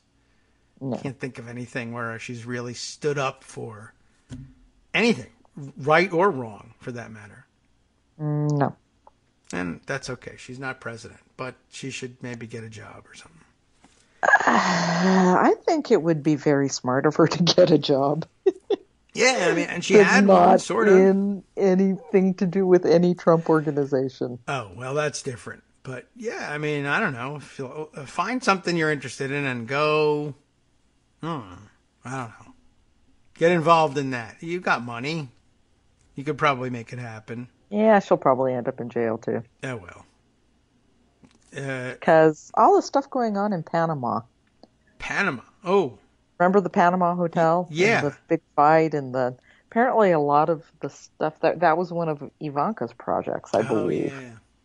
Yeah, she doesn't do very well with that. The other one was Azerbaijan, and that was also hopelessly corrupt. Although I do wonder whether I do have questions about chicken and egg questions, like does Donald Trump grant these things to their kids, and then the kids are terrible and it goes south, or does Donald Trump launch deals and when they get like out of control corrupt, does he go, you know what, my kids need something to do? And before word gets out that they're hopelessly corrupt, he shoves them into the kids' plates and says, "Oh no!" And then when I guess the story breaks, "Oh no! How did you get so corrupt, you kids? Yeah. Kids today, I'm telling you." It was Marcy Wheeler's contention anyway, and I listen to Marcy because she pays attention to stuff. That a lot of what was going on in Panama while they were barricading themselves in the office there, the Trump Organization people, was that they were probably shredding documents showing the depth of the corruption of the Trump Organization in laundering money and in making deals with drug overlords. They did report they heard the shredders running. What they were shredding, I guess, is the only question, but what else would they be shredding? Party invitations? I don't think so. Yeah. Yeah, that's interesting. I bet those papers existed in electronic form and could be downloaded by someone enterprising. I would imagine. Yeah, you'd think. I mean, that would certainly be par for the course for Trump. Well, we shredded everything, Mr. Trump. Okay, and he's happy. Shredding in the 80s, that worked. Good. So, all right, well, we'll see. So, yeah, Panama I hadn't thought about in a while. Yeah, it went away, but it was really an interesting little thing while it was happening, and it'd be interesting to hear what comes of it. Yes. Well, if anything. Yeah. But the whole family really should be in jail. It's not going to happen. I recognize that. That's not how the United States works anymore. But yeah.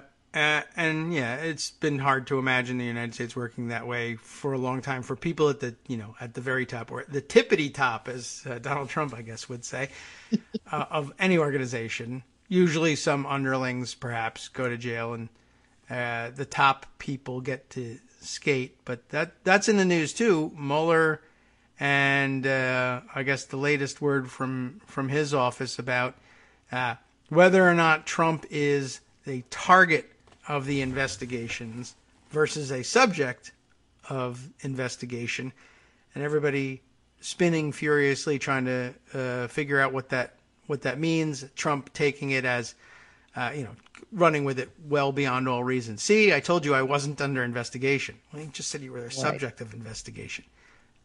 Yes, but not a target. And Marcy has a lot to say clearing that up too about what does it mean for Mueller to say that the president isn't the target. It might just mean that Mueller isn't entering into the arena of whether or not a sitting president can be indicted yet.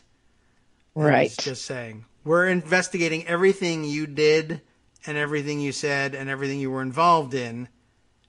And then maybe later we'll either indict you or say, well, we can't indict a president, but you did all these things. And report that to Congress and see what they think about it. So we will see.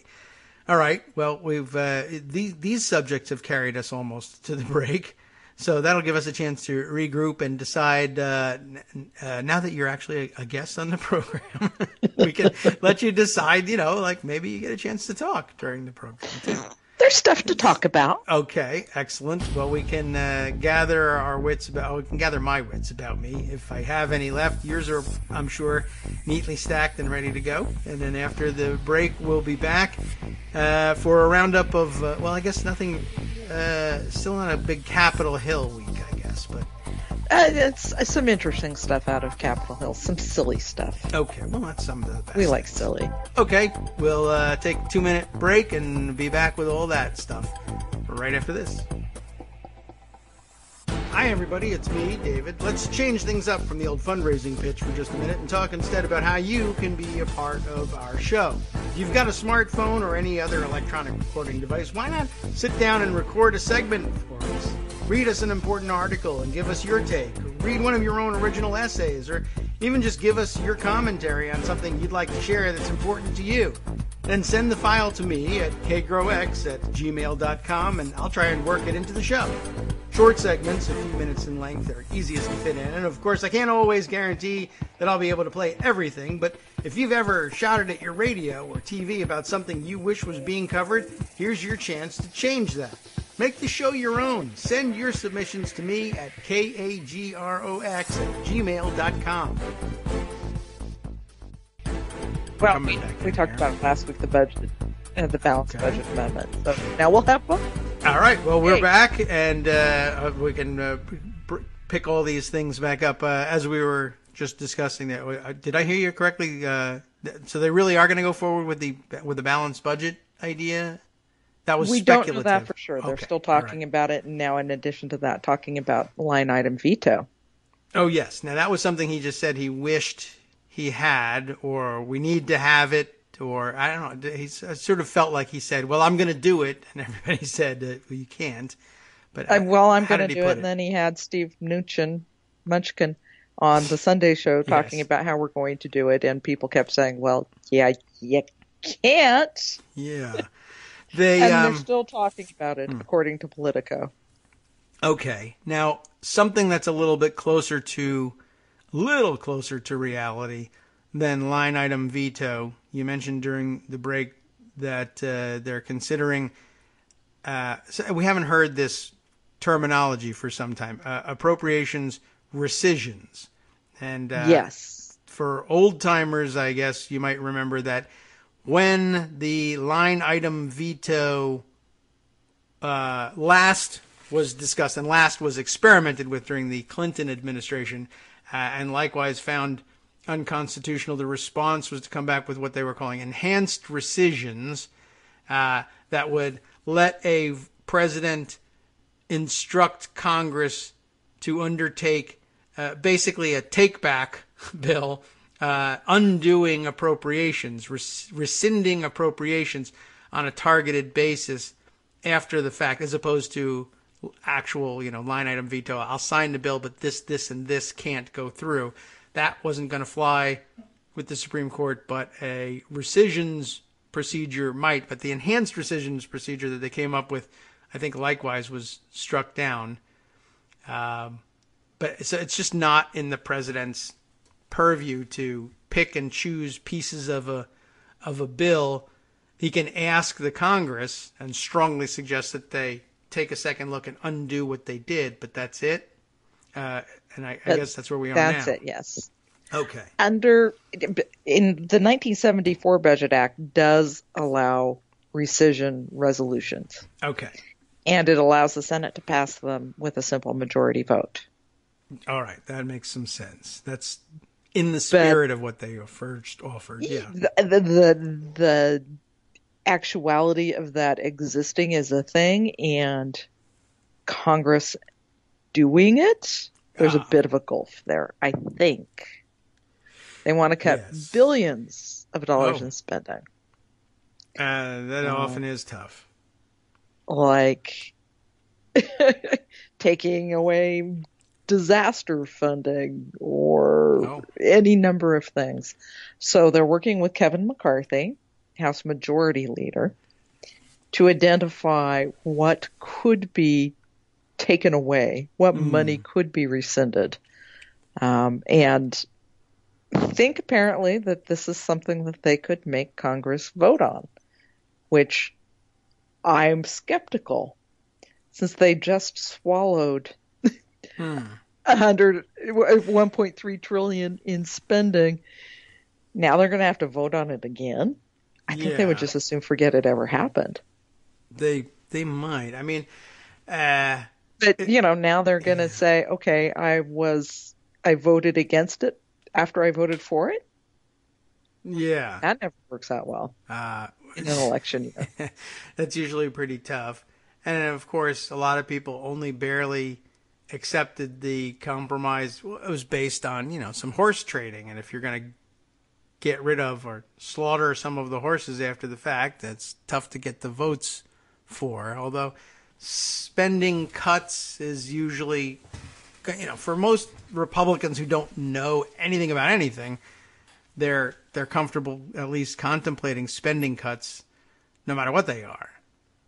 But, well, I shouldn't say no matter what they are. They certainly have their own pet programs, too. So I guess we'd have to see what kind of package they'd put together. But and also if it becomes a real thing. Yeah. Kevin McCarthy doesn't do a lot of real stuff. Oh. Well, then there's that, I guess. And he's the one supposed to be able to count these votes. In addition to this, Trump also wants his line item veto. Also? So, because yes, they are. Sure. White House lawyers, Politico says, are reportedly exploring ways to allow a new line item veto to pass constitutional muster. So they want to send that back to the House again, which, fine. Spend your time voting on balanced budget amendments and line item vetoes, because what else are you going to do? Yeah, I mean, I don't know. Maybe pass the farm bill? Oh, well, no. Yeah. That has to happen by September. And, of course, we're having a big fight over that because of food stamps, as always. Okay. And I think it's a fight that's going to be harder and harder for Republicans to keep at now that we've got the Chinese tariffs against so many U.S. agricultural products. Oh. Yeah. Yeah. The Farm Bill has gained new importance in the last few days. Yeah. Trying to figure out, I guess, that'll be interesting, especially, I guess, coupled with a list of rescissions, because I imagine they'd have to spend an awful lot more money in a Farm Bill to make up for losses incurred because of retaliatory tariffs. And the idea of, moving a rescissions package at the same time that you're expanding farm supports. I mean, I guess that makes a certain amount of sense in Republican territory, but they don't, is that enough? Not really. I mean, there's plenty of Republicans representing suburban, exurban districts that are not going to get anything out of that. Yeah.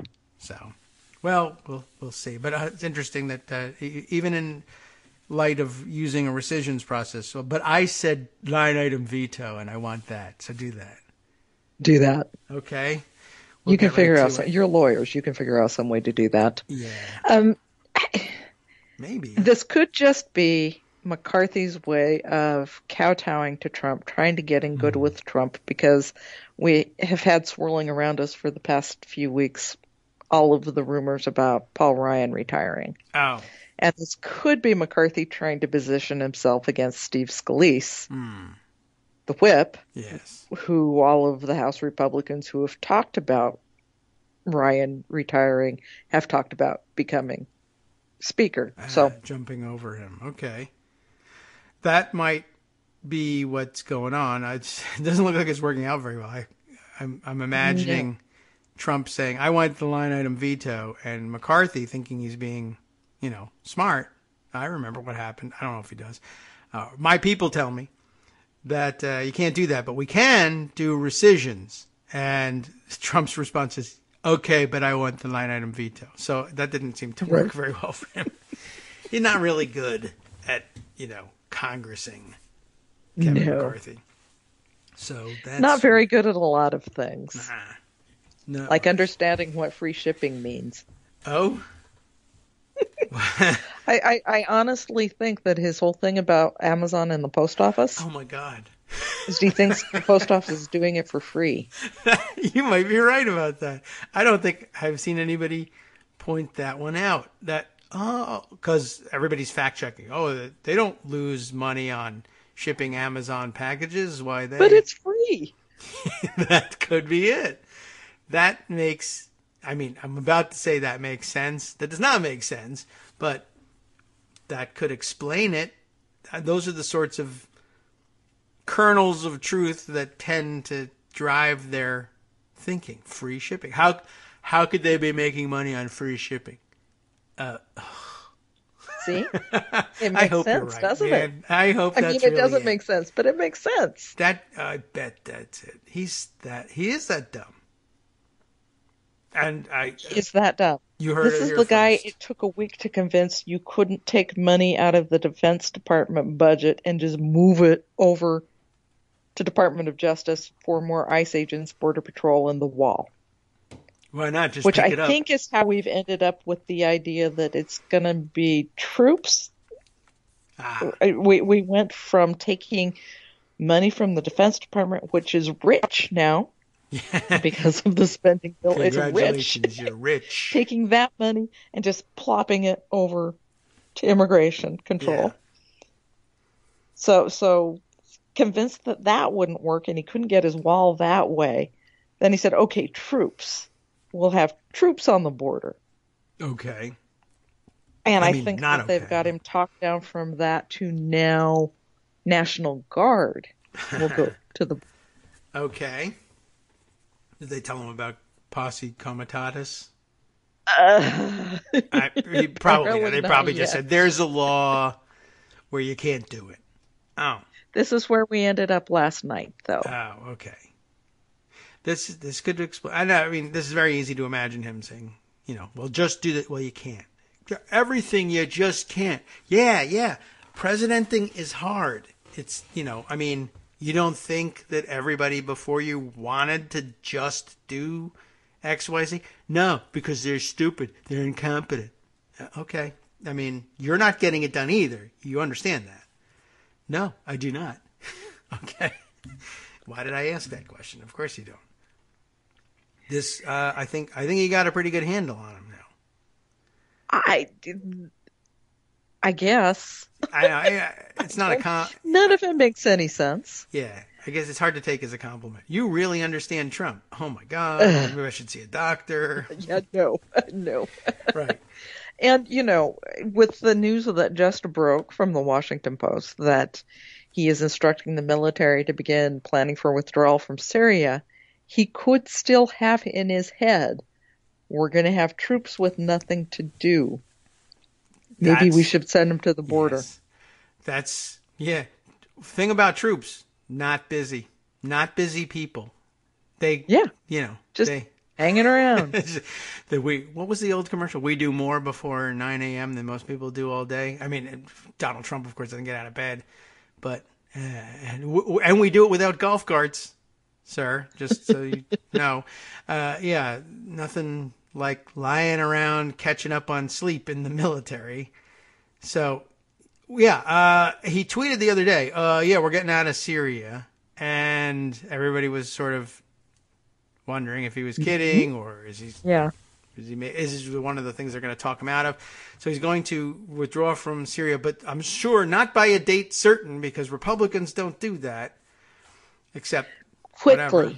Yeah, soon, very soon. So they'll be out in 2 weeks. Not really. There'll be no plan. Did we beat ISIS?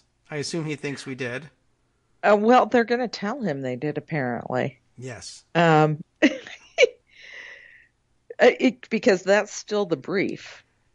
The destruction of the Islamic State is still something he expects. Yes. That was supposed to be done in 30 days, but it probably was. The lying media didn't tell you, but it probably was done just fine, and we've been wasting time in Syria since then. But and maybe he has some idea that he can outsource the destruction of the Islamic State to wealthy Arab states in the region. Oh, yes, he did mention that, right? If you want us to stay in Syria, Saudi Arabia, maybe you should pay. Because I think the Saudis said, well, maybe you shouldn't leave just yet. And, that's probably not an unpopular opinion in the United States in many quarters, and I wouldn't say just in Trump country either. But on balance, it's a bad idea to invite the Saudis to finance the occupation of Syria. Don't allow them to do any, and they won't have troops to do it with. They would have to send a mercenary force. That's just a mess. Think that through for a second. Yeah. So probably unwise. Generally, probably unwise, but it's not a wise administration. No, Kagro. Shouldn't look for it. That's true. Thank you for warning me about that. So we did. I think I read the other day that in his speech to, I forget which group, you can't tell who he was speaking to because it never has anything to do with the topic of his discussion. But Trump was speaking about, and I think he hinted about Syria and the defeat of ISIS at the end of last week. Daniel Dale was reporting on his speech in which he said that we've defeated, or we've taken back all of the caliphate, as they call it, or what we would in our language call land. Okay, that's not the translation of caliphate, but okay, I get what you mean. So I mean, he thinks that ISIS holds no territory anymore, and I'm sure they do hold dramatically reduced amounts of territory. And I guess, in a sense, like, why hang around waiting for ISIS to sign a surrender document or something? That's not going to happen. So, yeah, in some sense, you might as well pack up and go. But then you have to think about what sort of vacuum you're leaving. And in a normal administration, you would say, certainly, even without the Saudis, who else is there? Russia? Yes. So do we leave? No, we don't. For Donald Trump, yes, we do. Yes, we do. It's in the hands of my man who's going to give me a high five and a smack on the butt if I let him have Syria. So, who lost Syria? Donald Trump. Donald Trump. The end. Okay, well, that'll be interesting as they try and figure that one out. And it would be amazing if on top of that, he thought he could simply, like, risk pieces, pick them up from one part of the board and put them down on another and have them patrol the Mexican border because the caravans are coming. And so, maybe it makes he's president. sense. Of course he can do that. Yes. In his head. Right. Commander-in-chief. Because that's what being president means. Right. You get to order that stuff to happen.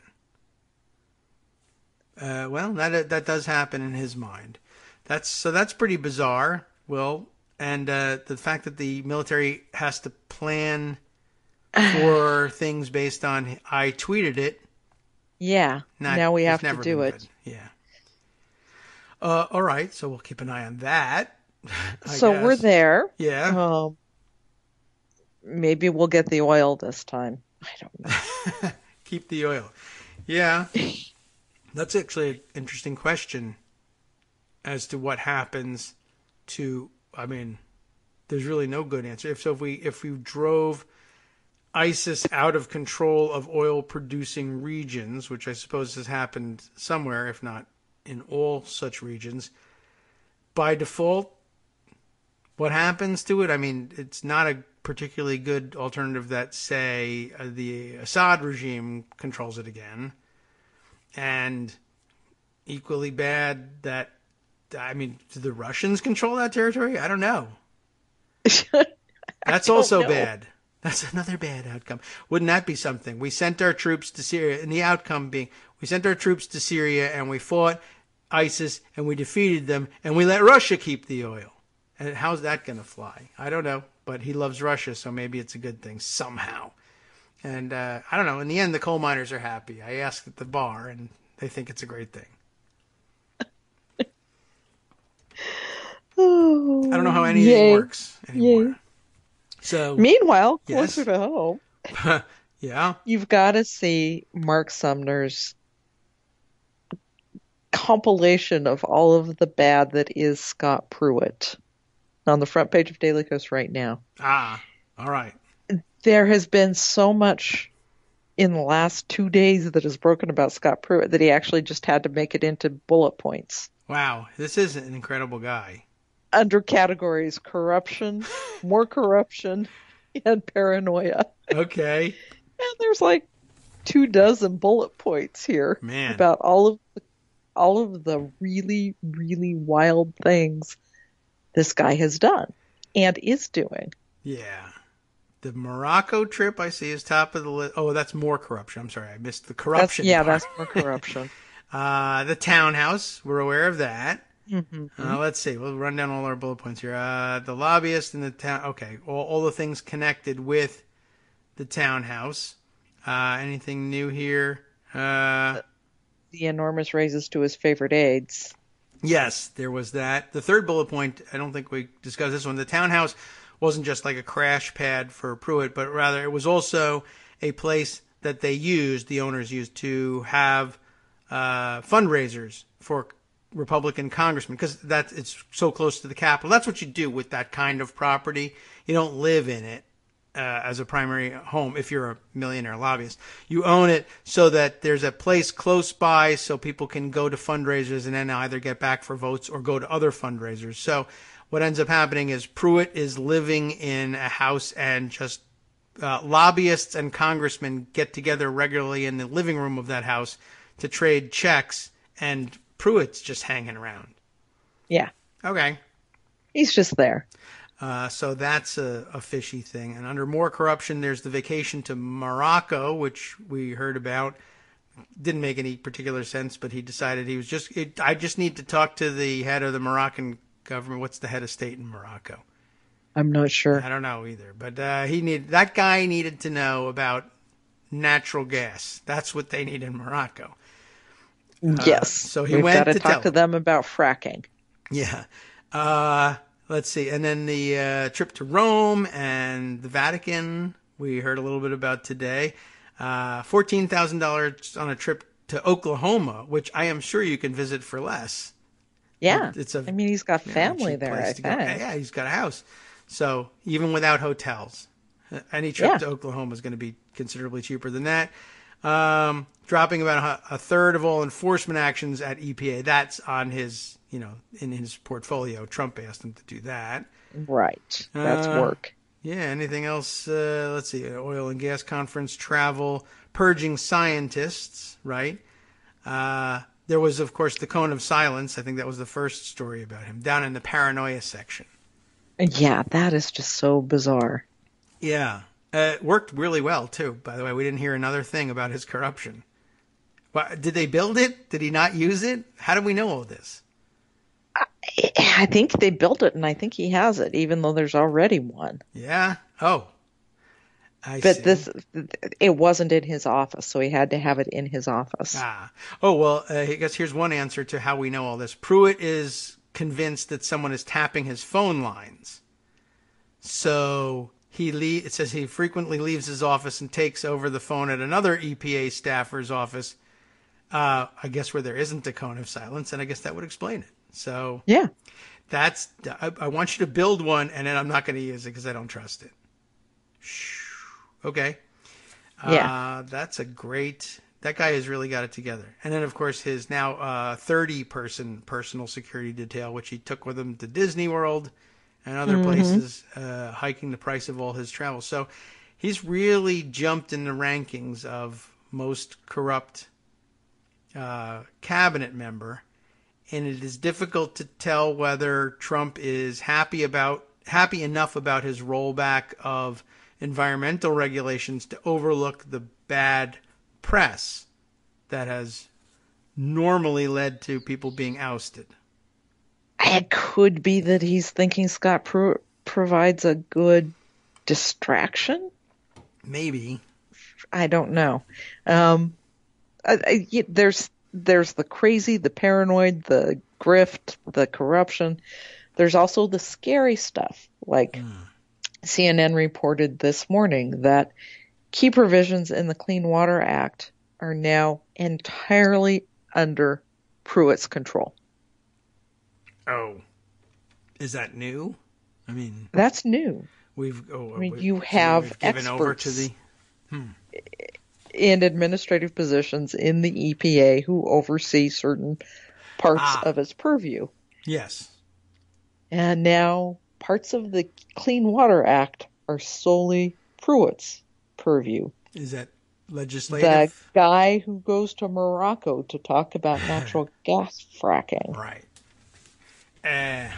Okay. Well, it is interesting. I did notice that yesterday the White House was complaining allegedly about his having giving those staffers raises above, over their objections.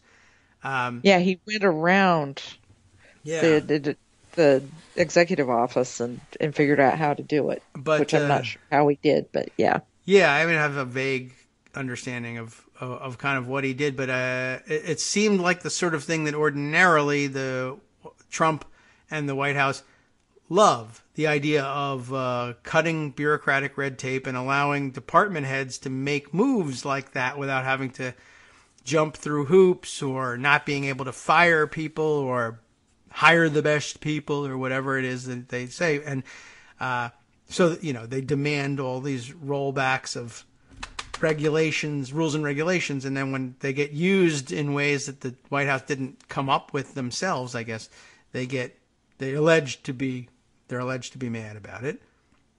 And that's kind of strange, but that seemed more like a signal that maybe they were getting ready to get rid of Pruitt than anything else.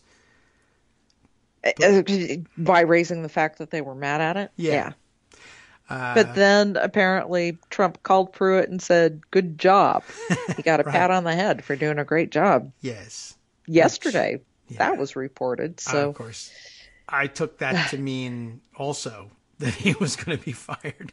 Well, yeah. So, yeah, unsure what, but man, once you think that Ryan Zinke is going to surprise everybody by becoming the most corrupt guy, Pruitt just raced by him.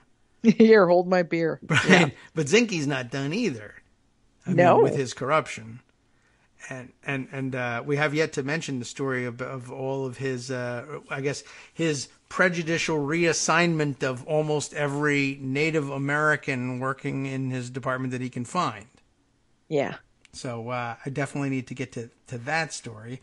And I'm sure that's been covered. I can just probably rely on Daily Kos for that coverage. I just haven't had a time to get to it because everybody's competing. I think it's probably there. I haven't had time to read Daily Kos. Yeah, it's tough trying to keep up. It is tough. One of the things that I've been keeping on top of that's really interesting yes. is Sinclair Broadcasting. Oh, yes. And talk about corruption. Ajit Pai at the FCC. It's now becoming my obsession to figure out how to get rid of Ajit Pai at the FCC. Well, I'll help you. Because this guy's dangerous. Yeah.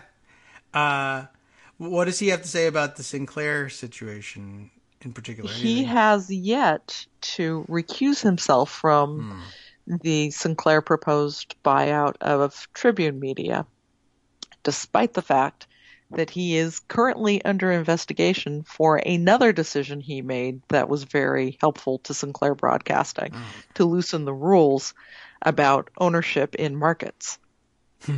Okay. Well, I guess after he had a series of meetings with Sinclair executives, and despite the fact that much of the language in that decision was provided by a Sinclair lobbyist. At least he's not working too hard. Yeah. So while the FCC Inspector General is investigating him for that, he's refusing to step away from the decision about Sinclair taking over Tribune Media, which would give it 72% coverage of households in the United States. Okay. Well, I see what they're after anyway, taking over the world. So I had to get in my FCC thing because... Yes. Well, that's your specialty, and I'm glad you did because, man, I mean, it's getting tougher and tougher to have any even quick gloss over everything that's going on. It's just obviously literally impossible. Even we can't even read our own blog website and keep up with everything. Of course, we have dozens and dozens of people writing all of these things, so it's hard to keep up with all of their output anyway. But news breaking on the minute here. On the minute, and you'll find it at Daily Kos. All right. Well, thanks so much for coming by, as always, and helping us straighten out what we should be looking at and what we will be seeing on the front page. We always do get around to things eventually. That's just the way we work. It takes some time, but we're careful writers. Thanks, Joan. You're welcome. Talk to you next week. See you next week. Okay, Joan McCarter, our senior political writer, catching us up to date on front page type happenings. And what about happenings elsewhere in the world? All the things that I missed in speaking to my good friends. Well, Justice Putnam, another good friend, comes up next with his roundup. From Daily Kos Radio on netrootsradio.com. You have been listening to the Kagro in the Morning Show with David Waldman. That's right. The West Coast Cookbook and Speakeasy is Justice's program. Follows us right here on Netroots Radio. Coming up next, he's got, of course, the story of the Mueller probe and who's a target and who isn't. Story of the first Republican members of Congress calling for Scott Pruitt's resignation. And, well, we'll say this, much, much more. We'll see you again tomorrow.